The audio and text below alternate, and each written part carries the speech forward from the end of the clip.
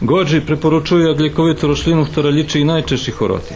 Sadnici je i nie taki tuni, ali veliko peli, že bi ju zasadzeli do zahradi. Jeden z takih je i Slavko Bodvaj iz Kerestura. Všetci pripovedali o jej zdravlju, jaka je zdrava, hasnovita i toto, a keď som še pýtal da komu či proboval, nikto neproboval, bo nikto nemal rodu.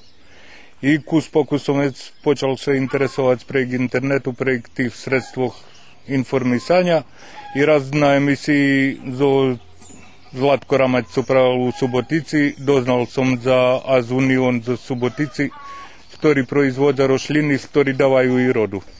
Keď se nabavia klonovaní rošliny od bizovného dobavljača, već už perši rok, do čoho še i Bodvaj prešvečel, zrodi 2 kg po rošlini.